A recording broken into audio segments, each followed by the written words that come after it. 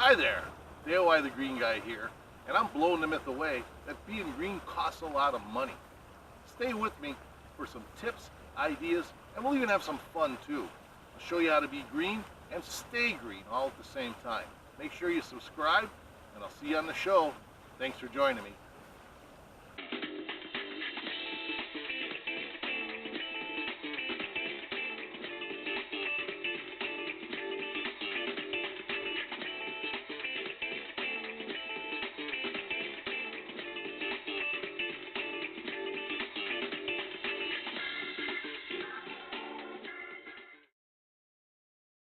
Hi there, DIY the Green Guy here.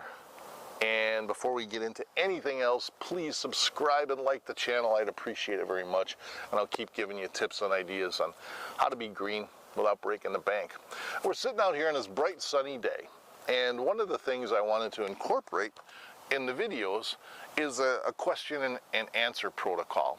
Now, when I've given public speaking engagements like seminars and going to schools and talking about being green and what have you, one of the things we do at the end of every session is I will actually take questions from the audience and answer them about green incentives or green initiatives or questions about how to be more green in everyday life and what have you. So I want to incorporate that into these videos, and I want audience participation. So what I want you to do is send me questions about green ideas or problems or things that you have on your mind that you're not sure of or would like some type of guidance perhaps, or just my take on it.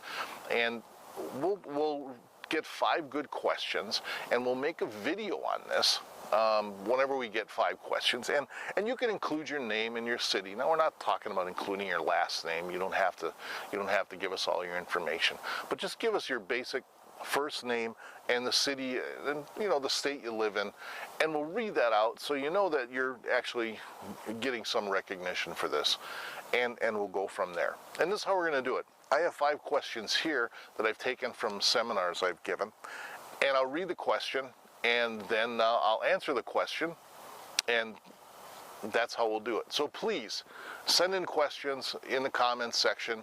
I'll pick the 5 best ones, and we'll continue doing videos about this, hey, all the time. So here we go. Question number 1. The first question is from Alex from Schenectady, New York. What type of green car to buy? And this is a 2-part question, because if you're in the market for a new car and you want to be as green as possible, you go electric, no emissions vehicles. And if you're living in a larger city, like you're commuting to work or just going to the store or what have you, they're the perfect little scoot for in town. You're never going to have to worry about running out of battery juice, and hey, there's nothing greener. But you can also go the way of getting a hybrid if you live and you're going to be driving a lot more than just a few miles in an electric car. So hybrids are good, and Volt owners will testify that sometimes they only have to fill up once a month and use the electric power the rest of the way. So you can go either way, electric or hybrid, if you want to go totally green. Now, if you're just in the market for a used car, essentially the green car in this situation is a car that gets better gas mileage. If you're trading in a truck and you want to get a car, and let's say your truck gets 20-25 miles per gallon, get something that gets 30 miles per gallon, 35 miles per gallon. You're being greener right there. You're putting less pollutants in the air. You're going to save money at the gas pump because you're getting better gas mileage. And hey, that's a greener way to go if you're buying a used car. And there you have it for cars. Question number 2 is a question about snowblowers from Tamara, and she's from Chicago, Illinois. We're Midwest, and you know they're going to be using snowblowers there for sure. She wants to know what's the best green snowblower to get. Well, I'll tell you what not to get. Don't get anything that's 2-cycle. Those things burn gas and oil together, which spew massive amounts of hydrocarbons into the atmosphere. And it's the least green snowblower that you can get. If you're going to go gas, get a 4-cycle model. 4 cycles, although they still burn gas, they're not burning any oil, so although they're still polluting, it's not as bad as a 2-cycle snowblower.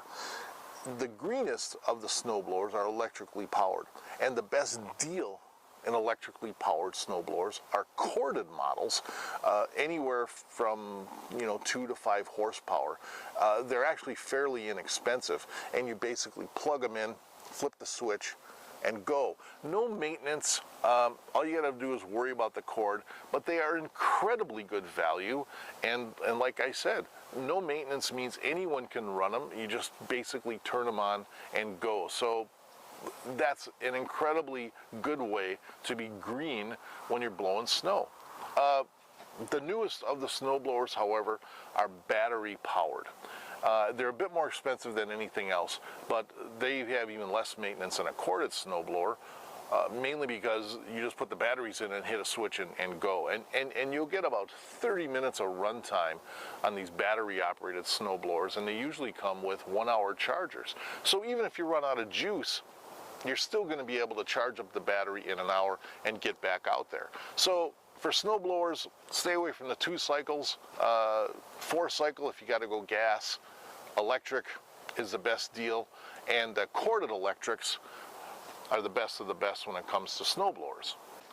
Question number 3 comes from Becky, San Francisco, California, and she wants to know what's more green, hand washing or using a dishwasher. Now you might think that hand washing your dishes is actually greener, but if you get a modern dishwasher, particularly an Energy Star dishwasher, that's the greenest way to wash dishes. They use up less water, which means hot water, and essentially you're not running your hot water heater, and they use less electricity for actually generating the power to wash the dishes. When you're hand washing, you're using generally a lot of hot water, and that's the key factor. If you wash dishes and use cold water, then it's probably not as efficient. However, greasy foods generally need hot water and soap to get rid of it. So when it comes to dishwashers, and Energy Star, of course, is top of the line efficiency, but any modern dishwasher probably made within the last 5 to 7 years is going to be a very efficient, and actually more efficient than hand washing dishes. Now, I'm not telling everyone to go run out and get a dishwasher. That's impractical, of course. So if you're just washing dishes now, try and limit the hot water, like maybe use hot water for washing off the grease and then use a cold water rinse. But if you're in the market for a dishwasher, like I said, get something relatively new, and you might be able to find this on the internet or in a local paper. Or if you want to get something brand new, brand spanking new, look at the Energy Star dishwashers. You'll save a little money on your energy bill, and of course that equates to putting a little bit more money in your purse or your wallet. Question number 4 from James out of Denver, Colorado. It's a great question. I had to do pretty much research to figure this one out, but this is the kind of stuff you love to do. He wants to know about chopsticks and how green are chopsticks. Well, you know what? Chopsticks are not very green at all. And I found out that the majority of the market for chopsticks, you know, the kind you get on takeout or, you know, Chinese restaurant or Japanese restaurants, the kind of chopsticks you get for takeout are made in Asia, and they deforest literally tons of forests to make chopsticks. That's the major market. So, and who knew? But that's how it is. Now, one of the things you can do is bring your own chopsticks. I mean, everyone gets chopsticks for takeout. They're made of wood.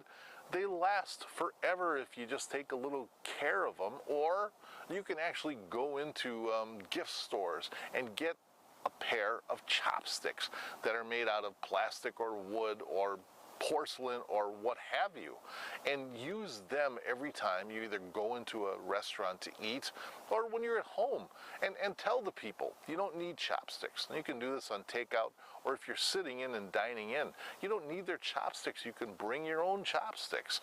And this isn't like bringing your own food to a restaurant and having them cook it. You can actually bring in your own chopsticks, and they're not going to care. In fact, they're actually, you're saving them money because they actually have to buy the chopsticks. So this is really a great question. Chopsticks and how green they are. And they're not really green. So get your own chopsticks and save the forests in Asia. Hey, that's a great question. I like it. Last question from Amy in Toledo, Ohio. She wants to know the age-old quandary if electrics pollute, as in like plugging in an electric car or what have you to get electricity off of the grid, and do electrics pollute as much as fossil fueled engines? And that is a good question, because you'll hear a lot of people say that, well, you know, we burn a lot of coal to make your electricity, so realistically you're not saving any pollution by plugging into the grid. Unfortunately, that's not true. The main reason is that only 48% of our electricity in the United States comes from coal, and that actually goes down every year as we're switching over to non-fossil fuels and going sustainable. But for right now, it's about 48% of our electricity is produced by coal. And the other thing is that if you're in the East Coast of the United States, a lot of their electricity is produced by coal. However, from the East Coast and back to the West Coast, like Midwest to the West Coast, it's mostly sustainable electricity, either with windmills, solar, hydroelectric power from dams, and even nuclear power, and we don't need to get into the ramifications of nuclear waste and what have you. It is considered a form of sustainable electricity.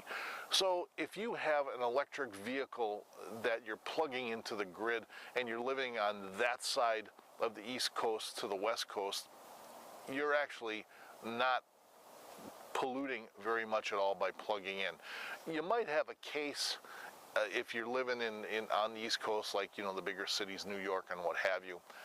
However, they're burning this coal to make electricity in the first place, so whether you plug in or not, they're still producing the same amount of pollutants regardless. And then, of course, when you're driving an electric vehicle, you're not polluting at all. So the reality is that under every circumstance, an electric vehicle just doesn't pollute from the beginning to the end. It doesn't pollute as much as a fossil fueled vehicle. And also, most electric vehicles are completely recyclable. There's something like 90% of all the parts on an electric vehicle are recyclable, including the batteries. So they really are a greener alternative, and that's another myth that has been propagated probably by the oil companies, that electric cars pollute as much as fossil fuel vehicles. And it's just not true. The reason I'm doing this is because I'm blowing the myth away that being green costs a lot of money, because it doesn't. And with 5 questions, I've just proved it once again. So hey, thanks for joining me, and we'll see you again right here. See ya.